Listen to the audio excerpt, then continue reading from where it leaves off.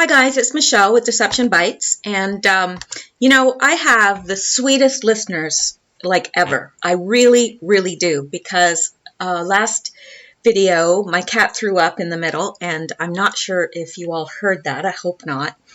But I had two people ask me how she was, and I thought that was very, very sweet.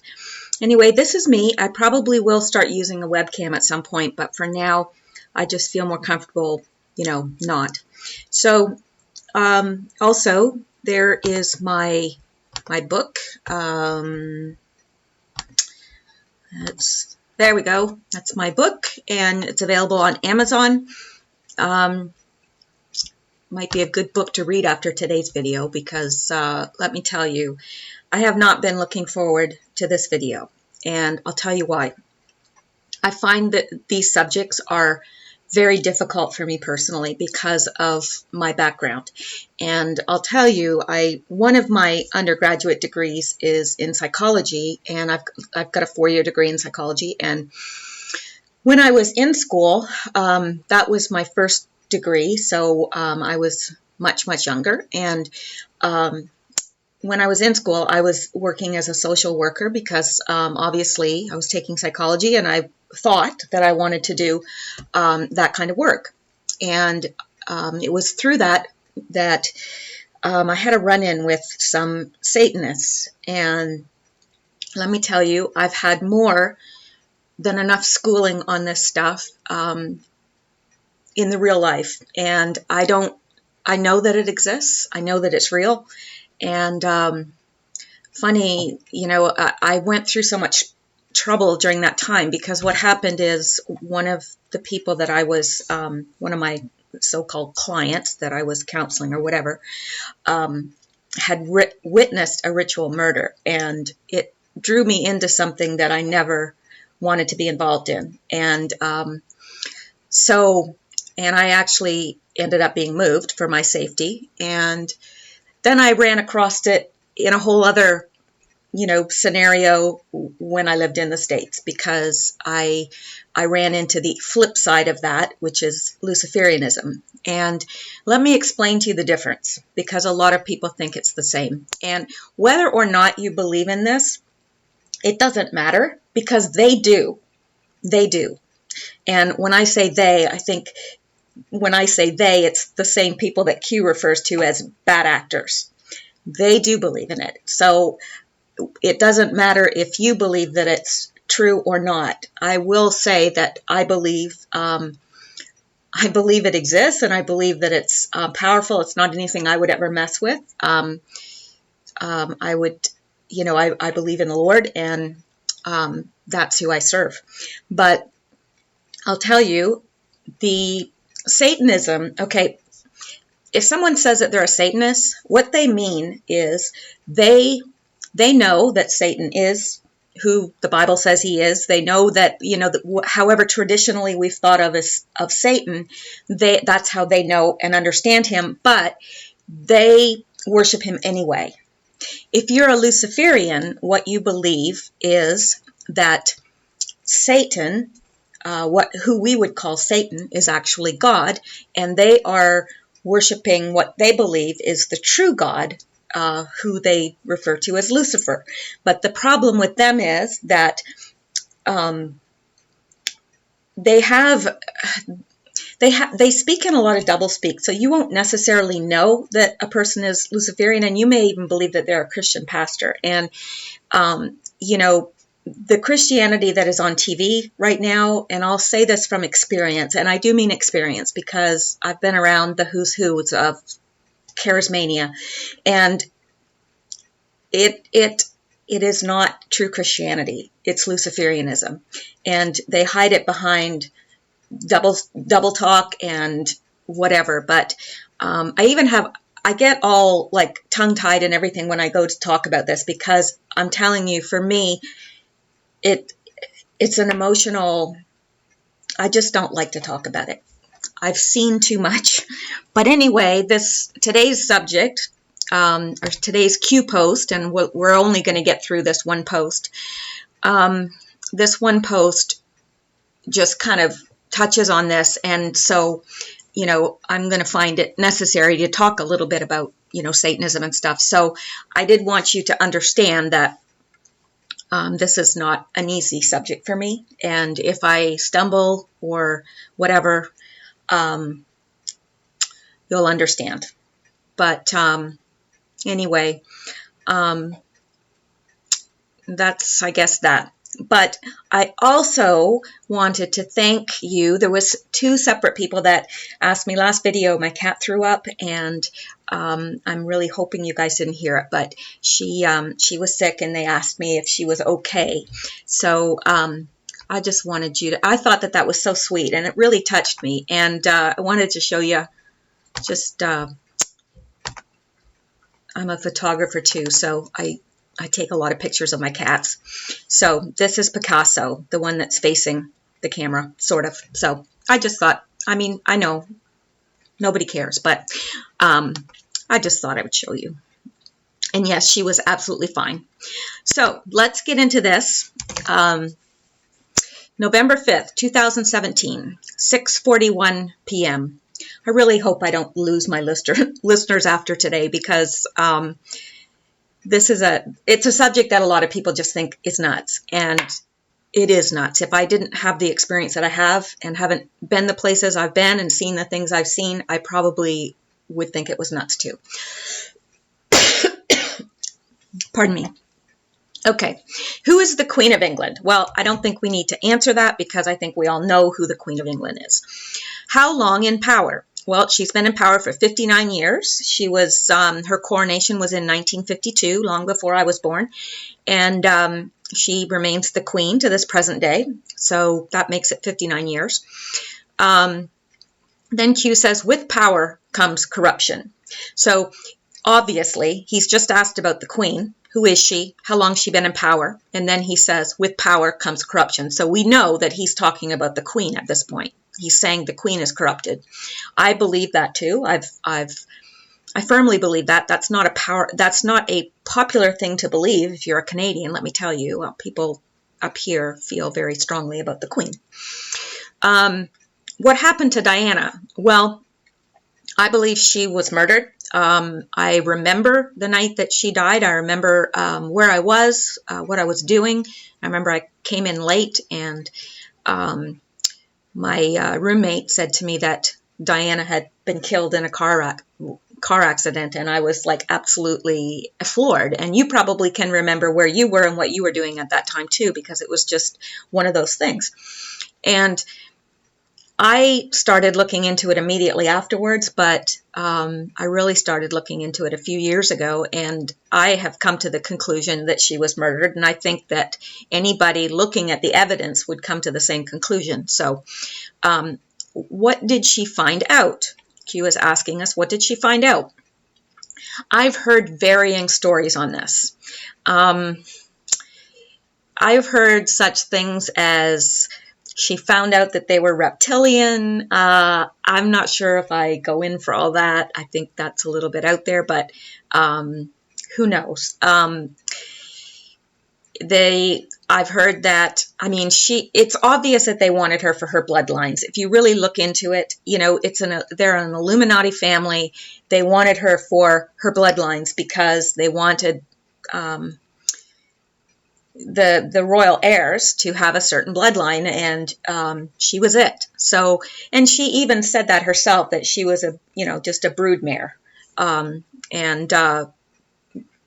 they wanted her for her blood.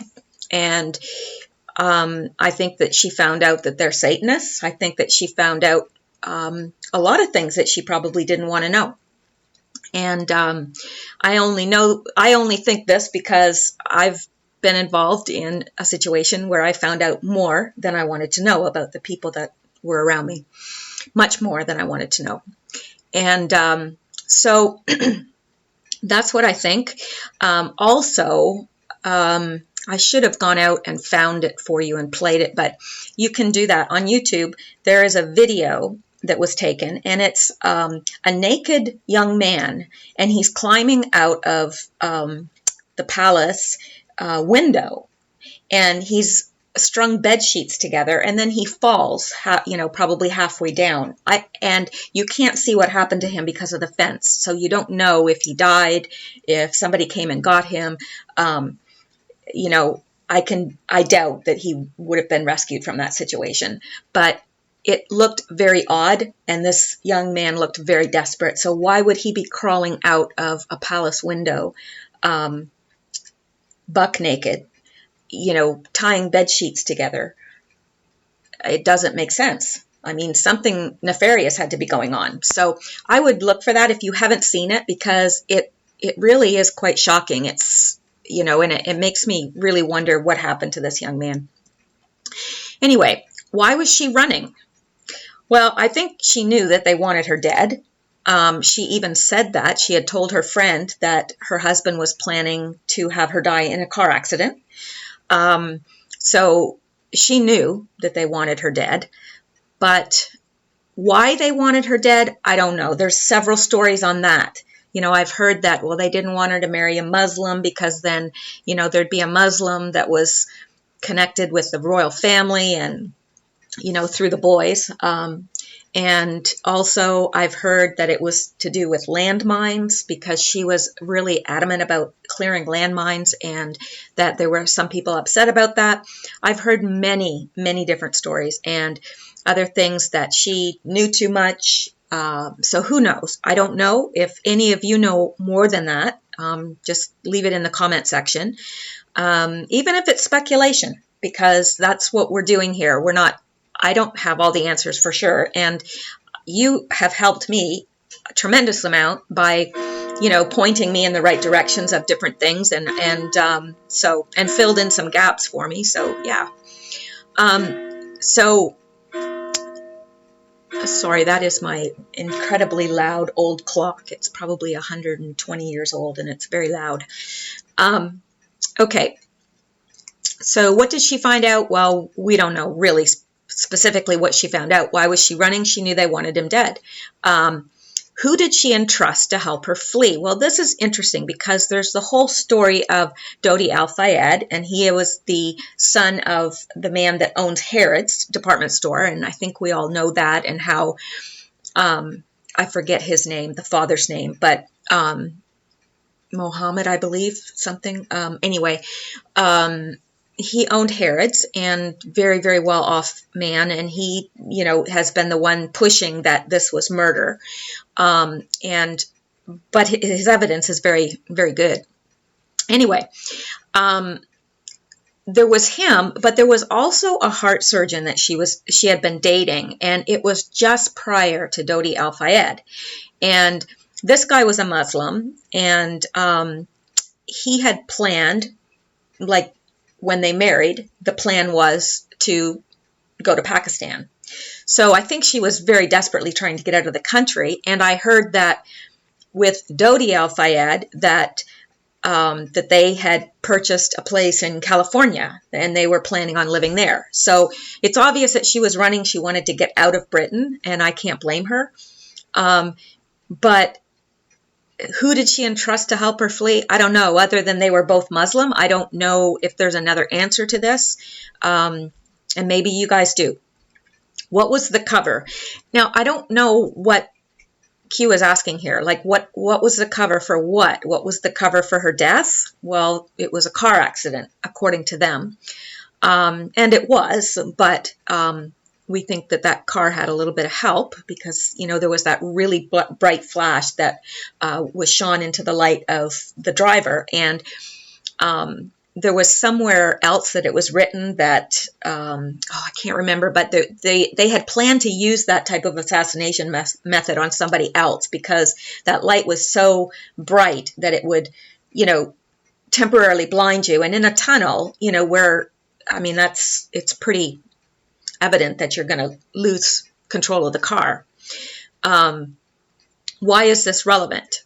Well, it is relevant. He's telling us it's relevant, but I don't know. I think that death is connected to a lot. I think that's obvious, but what it's connected to and why, I don't know. Why now? Is he asking us why now? Like, that why is he bringing this up now? That's a good question. Why is he bringing it up now? It's obviously connected to something that's going on in the present, or he wouldn't bring it up. And then he says old, connection, news, bad actor, London mayor. So it's interesting when he switches from a question mark to a period. And he is doing that here because he asks, why now? And then old, period, connection, period, news, period, bad actor, period. So he's telling us, these are little clues that he's leaving. Old, it's an old connection, news, bad actor. And then he says London mayor. And this is quite fascinating. And I'm just going to go out and show you a couple things that I found very interesting. Hopefully you will too. Now, this mayor is Muslim, and I'm sure you already know that. You can tell by his name. But he's got some very interesting ties, too, to ISIS, to the Muslim Brotherhood, and all sorts of nasty things.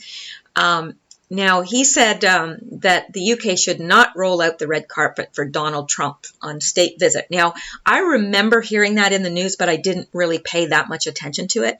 And, of course, now with all these Q posts coming out, you know, I am paying attention to it because there's something here. But it says, when and if President Donald Trump's state visit to the UK happens, don't expect much fanfare from London Mayor Sadiq Khan. Khan, who has gone head-to-head with the president before, told CNN in a new interview, state visits are different from a normal visit, and at a time when the president of the USA has policies that many in our country disagree with, I am not sure if it's appropriate for our government to roll out the red carpet. In January, UK Prime Minister Theresa May conveyed to Trump an invitation from Queen Elizabeth to visit Britain, which he accepted. Shortly after, however, an online petition called a potential Trump visit an embarrassment to the host nation garnered more than 1.8 million signatures. Last month, the Queen didn't mention Trump's planned trip to the UK during her speech at the opening of Parliament. And, I mean, London, of course, people call it London Stan now, but there's a huge, huge Muslim population there now, so it probably wouldn't be hard to get that many signatures. At the time, Trump administration and Downing Street officials respectively denied that the trip had been canceled, saying instead that an exact date has not yet been scheduled. Last week, however, the White House confirmed that Trump's state visit to the United Kingdom had been delayed until 2018. They gave no reason for the postponement. A source recently told the UK outlet The Sun that Trump was concerned about the reception he'd received and allegedly asked Prime Minister Theresa May to ensure her countrymen and women were cordial.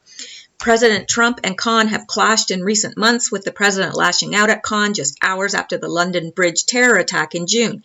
We must stop being politically correct and get down to the business of security for our people. If we don't get smart, it will only get worse, Trump tweeted at the time. And I do remember that, and I do remember how angry it made people, and I thought, you know, and the reason why he was angry is because they refused to say that it was a Muslim attack, and it clearly was, but you know, of course, that's just not allowed these days to say what it really was. He added, at least 7 dead and 48 wounded in terror attack, and Mayor of London says there's no reason to be alarmed. Trump was responding to an interview Khan did with the BBC regarding the police action being taken after the attack, during which he said, Londoners will see an increased police presence today, and over the course of the next few days, there's no reason to be alarmed. In response, Khan's aide said in a statement that the mayor had more important things to do than comment on Trump's tweets. Trump, however, doubled down on his insult, writing on social media, pathetic excuse by London Mayor Sadiq Khan, who had to think fast on his no reason to be alarmed statement. So basically the reason why I put that up is so that you could see, if you weren't already aware of it, that Trump has had clashes with him. And, you know, he's, and it says Mayor Sadiq Khan was elected mayor of the city to become the first Muslim to head a major Western capital. So that's pretty huge. So, and I've got more interesting things about him. But London Mayor background.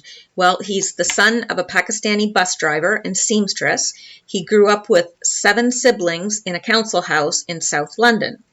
So that is his background. And interestingly enough, he has the same last name as the surgeon that Diana was seeing. So I'm not sure if there's a connection there. I tried to find one and I couldn't. But it's interesting. I mean, maybe Khan is like the word Smith over here. Like in Pakistan, maybe Khan is just a very popular last name. I don't know. So it may not be unusual that they both have the last name. But anyway, that's his background. Affiliation tied to ISIS and Hamas. He's involved in Freemasonry, and he's a member of the Fabian Society. And I didn't really put a lot of information about the Fabian Society. I think most people know that it's like a socialist organization, but if you want more information, you can always go, out and Google it. So let me see. And these are his ties okay. In 2016, Prime Minister David Cameron was widely criticized in the UK when he claimed that London Mayor Sadiq Khan had ties to the terror group ISIS. An investigation by disobedient media has determined that Khan has ties not just to organizations associated with ISIS, but also groups such as Hamas, al-Nusra, Al-Qaeda, and the Muslim Brotherhood. Isn't that interesting? I don't know why he wouldn't like Donald Trump. Can't imagine, can you? During his time as mayor, London has seen an increase in terror incidents. Well, imagine that. With concerning indications that terror groups wish to stage a major attack on the City of London. Rather than focusing on combating terror, Khan has used his forum to tell Londoners, as well as citizens in other parts of Europe and the United States, that the West must learn to live with terrorism as part of daily life. Khan's extreme flirtation with radical Islamic extremism raises serious questions about his commitment to fighting a wave of extremist-fueled terrorism that only continues to spread after a number of attacks and police operations in London and other areas of the UK. So Khan has been affiliated with organizations tied to Hamas, Al-Qaeda, Al-Nusra, ISIS, and the Muslim Brotherhood. That's big. That's really big. I'm glad I'm not living in London right now, although it would be an interesting place to live. Khan has openly associated in the past with individuals and organizations tied to the Palestinian terror group Hamas. During his time as legal advocate, Sadiq Khan served as a chief legal advisor of the Muslim Council of Britain's Legal Affairs Committee. Khan was a member of the delegation organized by the Muslim Council of Britain in 2003 to protest what they described as indiscriminate arrests of Muslims for alleged terror ties. The Muslim Council of Britain was placed under investigation by the British government over irregularities surrounding £1,263,000 in aid given to it by the government. In the past, it has admitted to funding groups tied to both Hamas and Palestinian Islamic Jihad and is banned from Israel as a result of its ties to terror. On September 19, 2004, Khan spoke at an event which included Ibrahim Hewitt. Hewitt has decreed on record that adultery should be punished by stoning. Hewitt serves as the chairman of the Palestinian Relief and Development Fund, Interpal, an organization which has been labeled as terrorist entity by the United States Department of Treasury for providing support to Hamas and acting as part of its funding network in Europe. Despite the U.S. Treasury's designation, Labour Party leader Jeremy Corbyn has described Hewitt as a very good friend. So I don't think I need to read through all of this. There's a lot here, like that he supported convicted Taliban sympathizers. It just goes through all his ties, and they're considerable. Khan Khan has used his political influence to fuel sectarianism and has routinely failed to speak out against those who denigrate women's rights. So there's a lot here, and it would take a long time to read it all to you, but I wanted to give you an overview of what he's involved in, because obviously Q thinks it's important. And this goes through the different terror attacks that have hit London. So this is an interesting, it's on Zero Hedge, and yeah, very interesting. I did read through it all, but I think the main point is his ties to violent extremism. So let me think. I think I do have another. Okay, here's his ties to Masonry and the Fabian Society, I believe. Just a second. Okay. Freemason Sadiq Khan heralds UK's racial transformation. Creation of a Muslim mayor of London sends a message that England is no longer a white Christian society. Semper Castleton, a British expat living in Thailand, says he won't be returning to England anytime soon. To many Londoners' complete surprise, Sadiq Khan was sworn in as the new mayor of London for the Labour Party on May 8th after beating the opposing Conservative candidate Zach Goldsmith. He is the first Muslim mayor of London and the only mayor of that faith in any major Western capital. This appointment of a Muslim mayor has sent a signal to the whole world that London is set to change. The white man in London will become a historical entity. A Muslim mayor of London has been planned for quite some time. The way is clear to create the mixed race society that has been planned as far back as 1925. Now, this guy is very interesting, Dr. Macau, and I don't always agree with him because I think he's a little bit alarmist in some things, but I think that we have reason to be alarmed with a Muslim mayor of London. Khan is a member of the Labour Party, which is affiliated with the Socialist International, essentially a front group for the Masonic Jewish Communist banking cartel. I don't know that. I don't know if I agree with that at all. I haven't looked into it, and I don't know. It's hard for me to jump on this everything's the Jews' fault, because I have very good friends that are Jewish and are wonderful people, and so I do believe I know that the Zionists are different than the true Jews. I know that it's more of a political thing, but I don't know where you draw the line there, and I just don't know where I stand yet on that. I'd have to really, really research it. And if you have a different stance, that's perfectly fine. It's just I don't feel comfortable saying something, even if I'm leaning that way, unless I've really researched it and come to that conclusion. He was likely headhunted by them from an early age. To have gone to university, he was provided with substantial financial assistance. Not many council house kids from working class backgrounds could afford university. I agree with that. I mean, I know how expensive university is, and I've worked my butt off to afford to pay for it, so I understand that. He was, most likely, afforded other opportunities to create a credible resume. He could have been introduced to the Conservative Party. Instead, it was more logical, due to his humble beginnings, to have them allied to the Socialist Labour Party. I thought there was something about here, about the...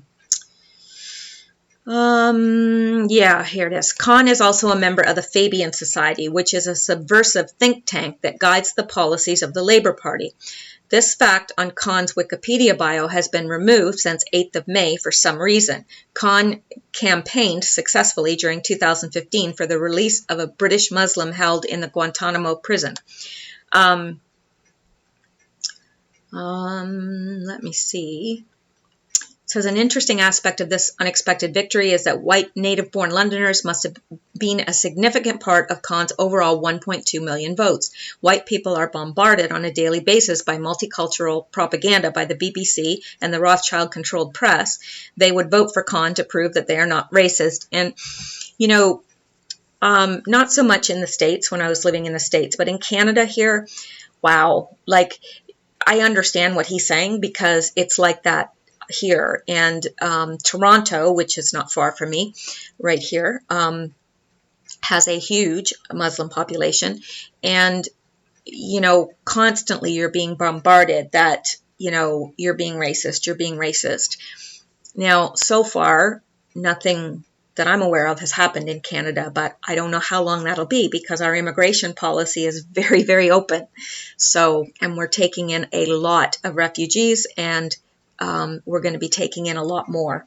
Now, I don't have a problem if somebody's an actual refugee and they need help. I mean, that's awesome. I don't have a problem with that, but I think there has to be a better system of vetting these people and determining, you know, who they're associated with. That's how I feel.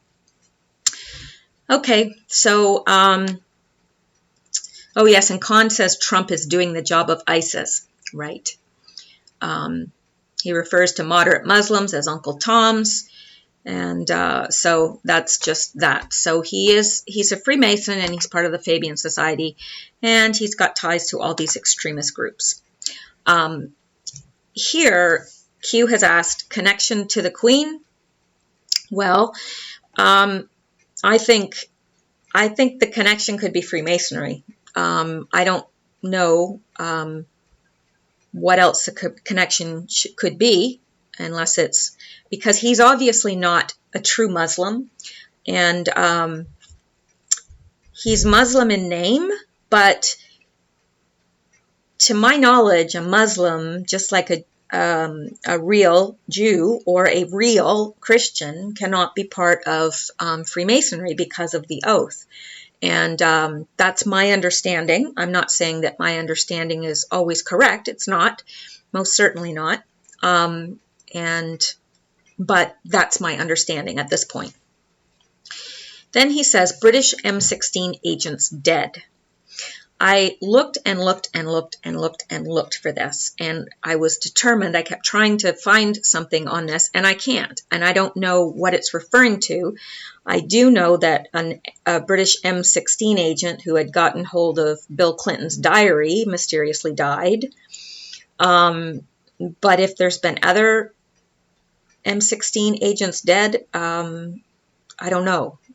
Maybe you guys have heard something, because we're all in different locations. We all kind of get different news. You know, I get different news here than I got when I was in Louisiana, or North Carolina, or, you know, wherever. And, you know, I'm sure you all get, we just have access to different things. We see different things. We remember different things. So maybe somebody recalls this or knows what this means. And then he asks when. How? What was reported? What really happened? Why is this relevant? Well, he's telling us that it was a suspicious death, really, because he's saying when, how, what was reported, what really happened. So, yeah, however these agents died, it must be suspicious. Why is it relevant? I don't know. Maybe some of you do. But he's kind of answering this question because he follows it with one of those that he ends with a period. He's saying wealth, corruption, evil society, evil.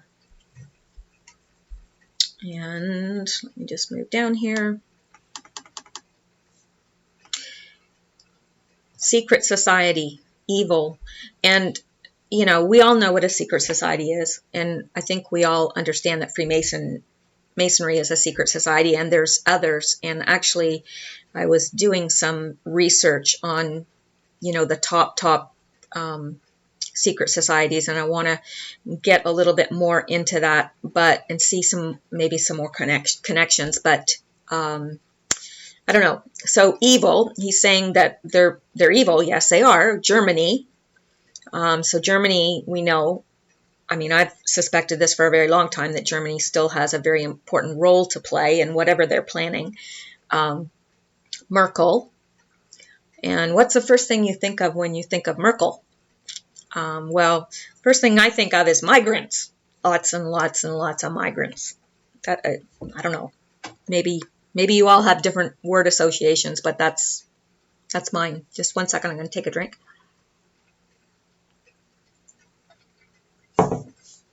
So, why are migrants important?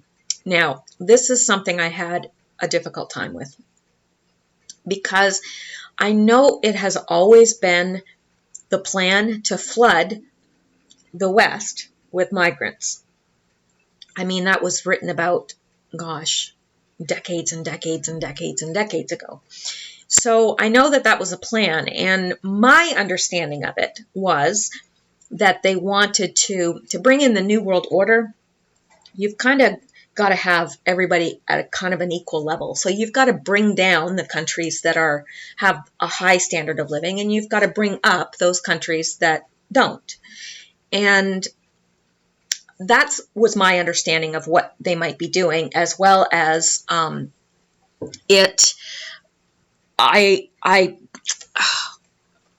remember reading somewhere that, and it could have been, oh gosh, the guy, I'll try to find it for the next video.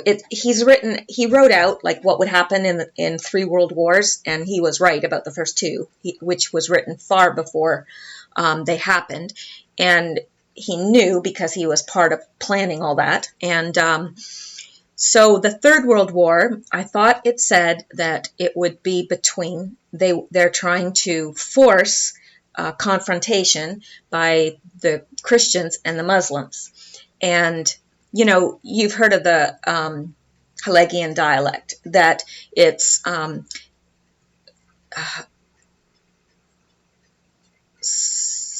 thesis, and antithesis, and then synthesis. And so it's, my brain is a little fried today. I've been studying all day for school. But anyway, the thesis, you've got, what they do is they bring, the thesis, like say that's, one extreme, like the Christian, say it's Christians, and then the antithesis would be the Muslims, and they clash, and out of that you've got the synthesis, or something in between there that they can then leverage, because that the Muslims, the Jews, the Muslims, and the Christians will never stand for a New World Order, like the real ones. They never will.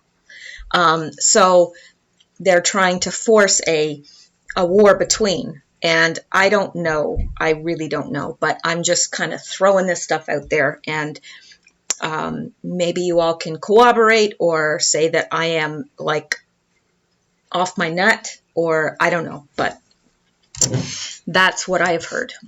And I'm not sure what Q is getting at here. And I somehow feel like something's hiding in plain sight right here that I'm not seeing.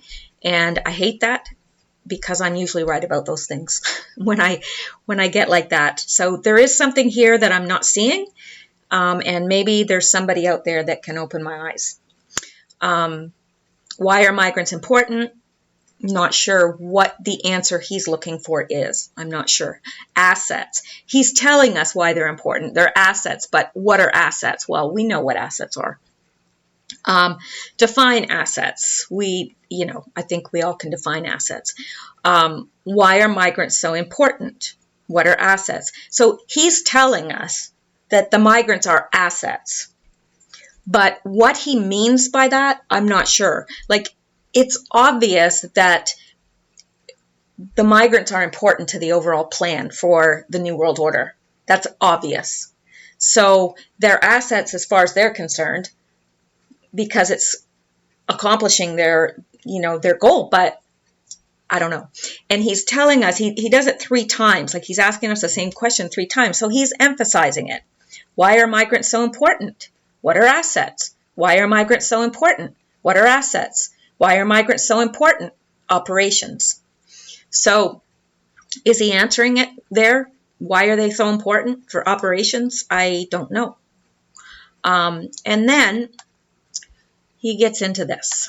And this is the part that I feel uncomfortable about, because I have a lot of insight into things like that, and it's just not stuff that I enjoy talking about or even thinking about. And I think we all know that there's a huge component to what's happening right now that is satanic. These people are choosing to follow evil and do evil things, with the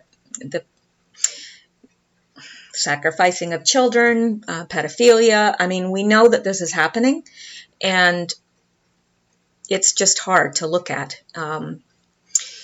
So, Satan, who follows? Well, I think the answer to that is, it seems like a lot of people, Clinton, certainly, Chelsea, all the Clintons, Podesta. I mean, we know that these people are worshiping Satan. We know that. And I mean, if you've spent any time really looking at the emails, what does an upside down cross represent? Well, it represents Satanism. And because it's the opposite of the Christian cross, it's a cross upside down, and they do tend to use the same symbols and pervert them. Who wears one openly? Chelsea Clinton. Chelsea Clinton has been seen wearing an upside down cross. Why? Because it's a symbol of the worship of Satan. It's the same reason a Christian would wear a cross, or a Catholic would wear a crucifix, or whatever. So it's a symbol of your faith. Who is she connected to? Well, she's connected to, and I'm not sure if I spelled her name right. I don't think I did, but she's connected to Marina Abramovic. And just seeing if it would correct my spelling for me here, but it's not going to.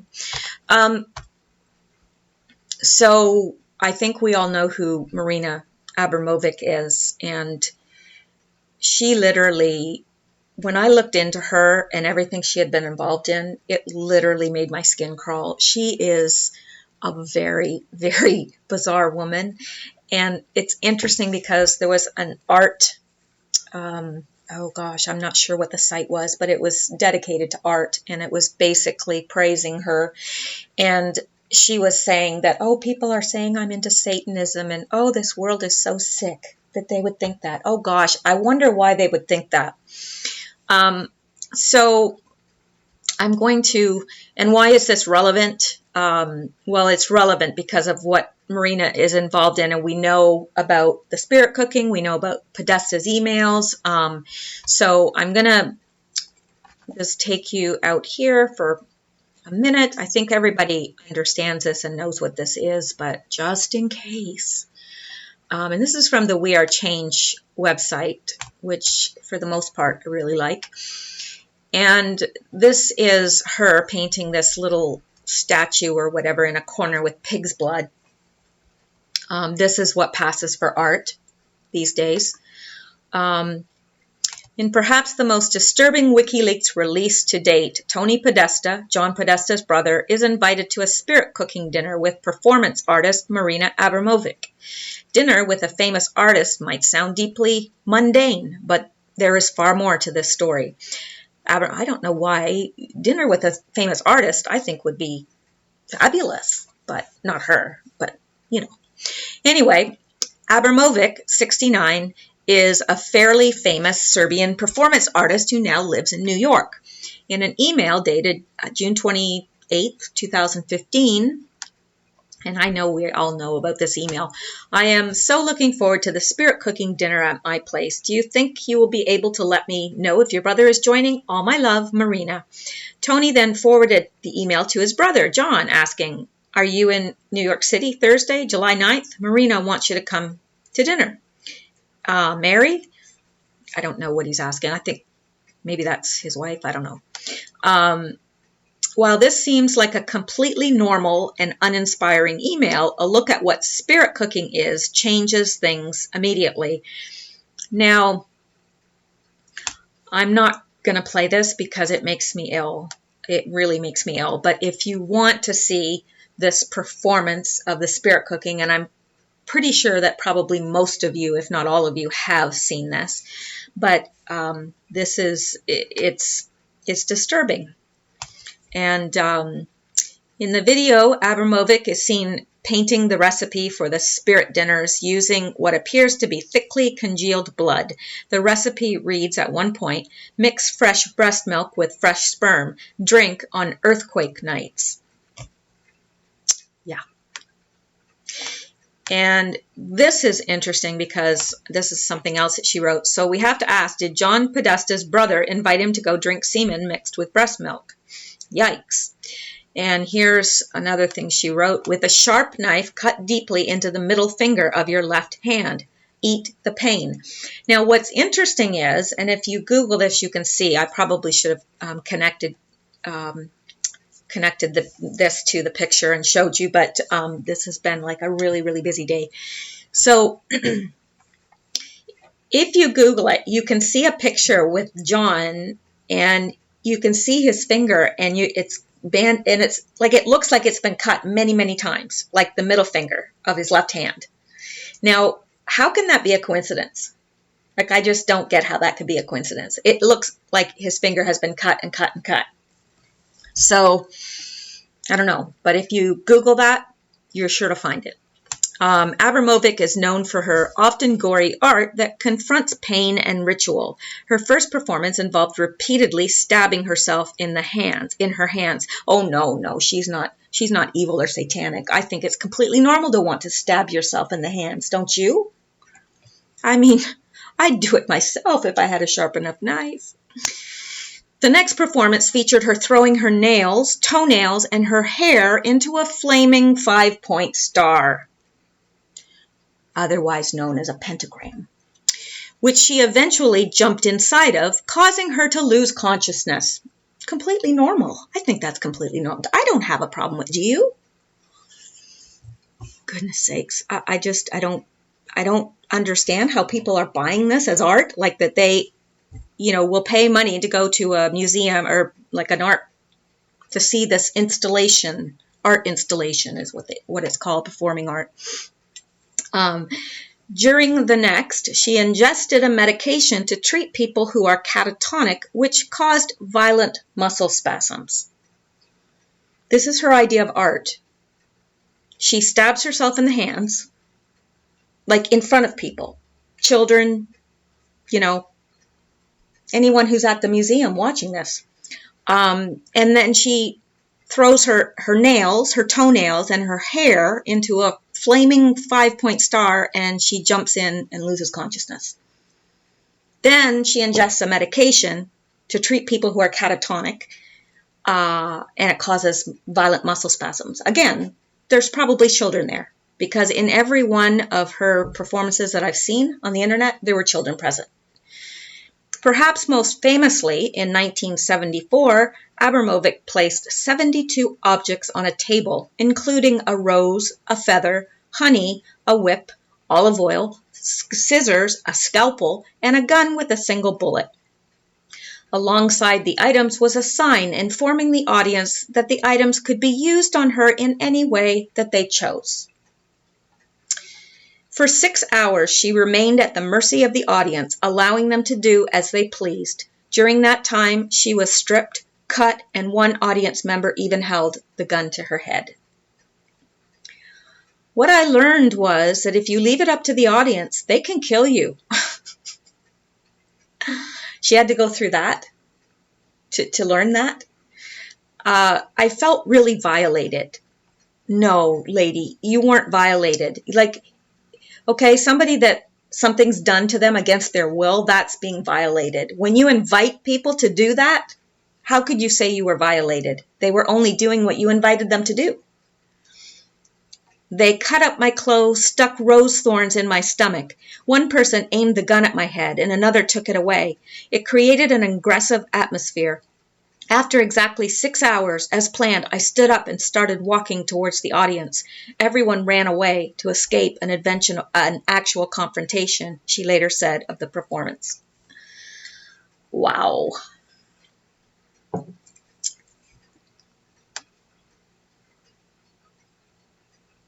Seeing if there was any other pictures here, and there aren't. So that gives you an idea about that. And I'm sure that I can't imagine anyone on this planet not have hearing about this at this point, but Now, Abramovic worked with Jacob Samuel to produce a cookbook, and that's what she says spirit cooking is.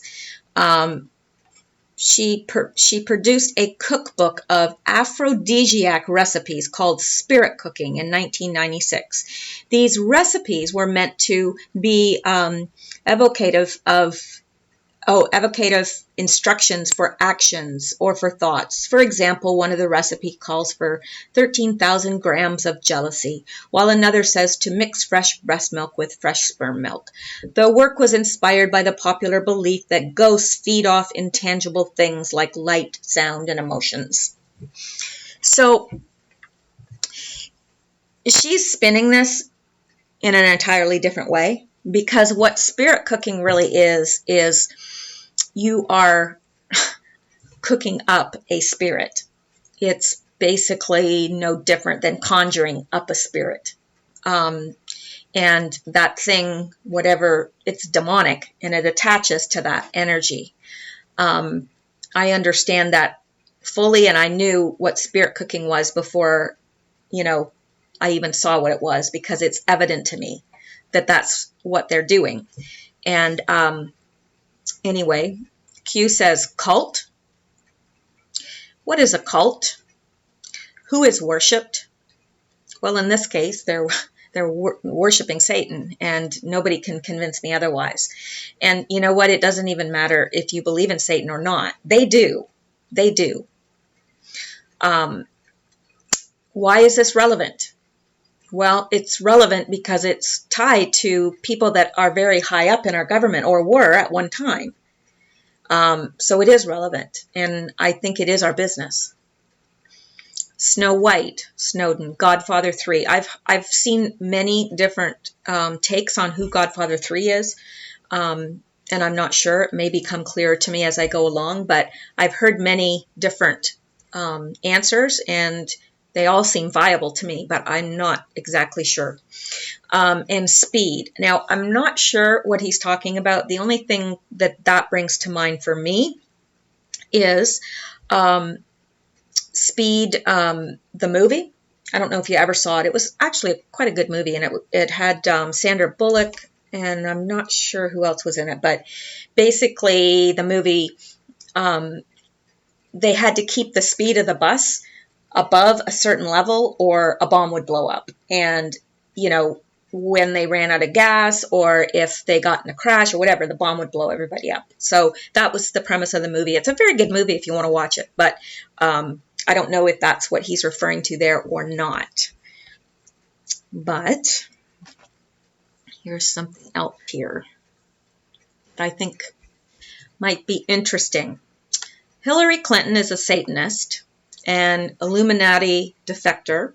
Mary Ann, now, again, I don't know, but I am going to tell you this.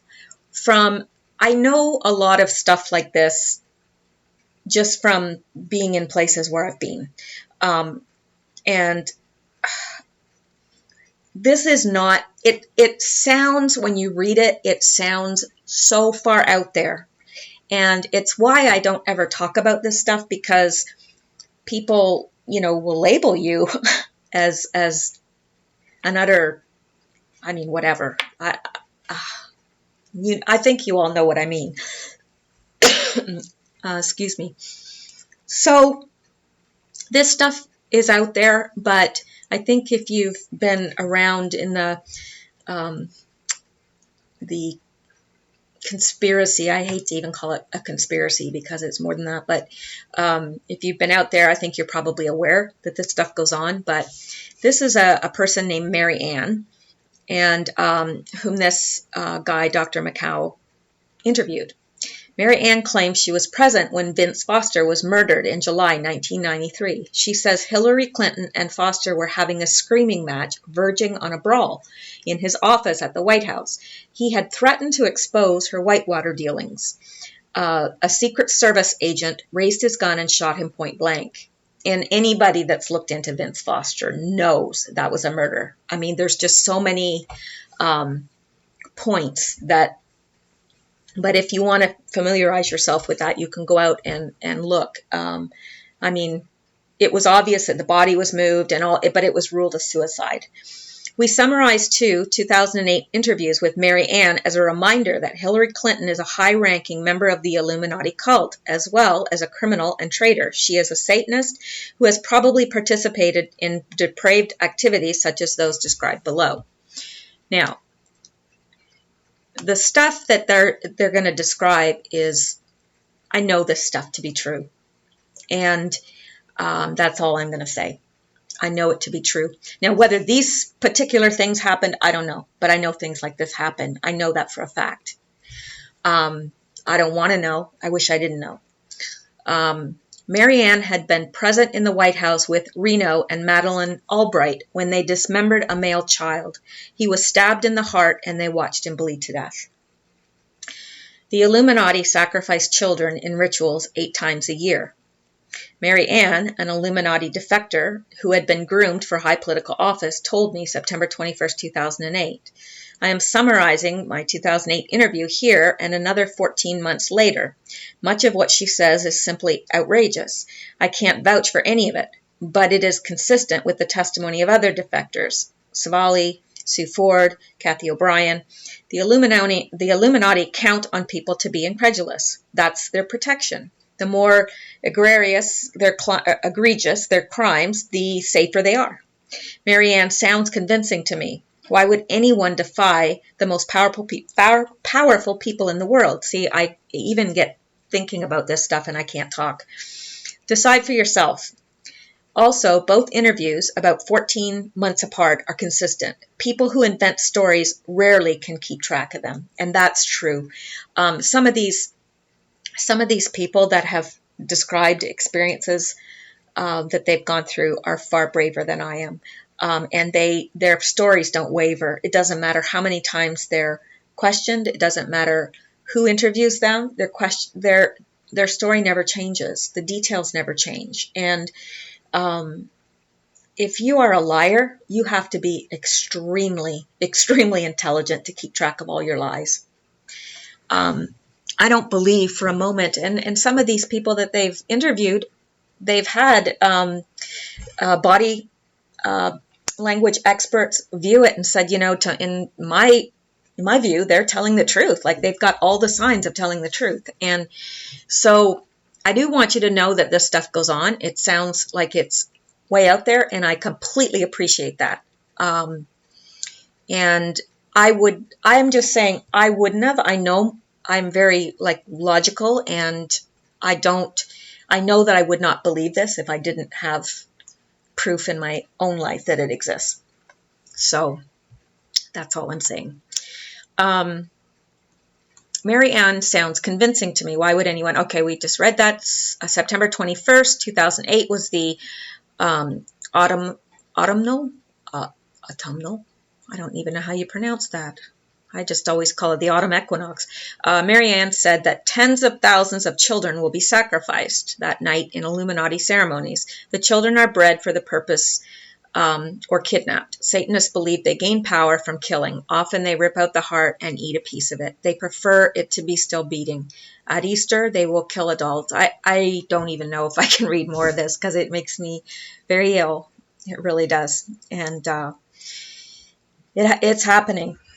It happens. And part of the thing, too, is that they believe that ingesting the blood of young children gives them youth. And there's more and more research about this. Like right now, I know that they're doing this research in Canada. I'm not sure if they're doing it in the States. I would imagine so. But they're taking the flora, the gut flora, and that would be the bacteria, both good and bad. They're taking the gut flora from naturally thin people that have never had a weight problem, and they're introducing it into the bodies of obese people. And what they're finding is the obese are losing weight. Now, there's something to that. So the idea is that baby's blood has certain properties in it, flora, They used to believe that babies were sterile, and they're not really sterile. They do have flora, like it's good flora, but it's apparently they believe that, drinking the blood of children is actually making them youthful. Now, I look at Marina Abramovic. She's never had plastic surgery. She's 70 years old, and she looks like she's 40. I don't know. I don't know about that, but I've been hearing about this for a very long time, that's the purpose behind it. Is one of the purposes behind it is youth. And another purpose is that, it gives them, they feed off the energy that produces, and there's all sorts of reasons. But Illuminati members live double lives, and that is for sure. At night, they engage in these satanic rituals. By day, they are found in all walks of life: medicine, education, psychology, therapy, banking, law enforcement, government, technology, military, charities, and religion. Okay, that's where I can testify that there are people posing as pastors that they're Luciferians. I mean, it's just a technicality because they're both serving evil, but that's what they follow, is the Luciferian doctrine. They are everywhere. The worst are in the news on a daily basis, posing as leaders. They are the elite of Freemasonry. They are generational Satanists, which means you have to be born into it. You can't join. These children are evaluated and trained. Mormons and Nation of Islam have parallel beliefs, she said. Yeah.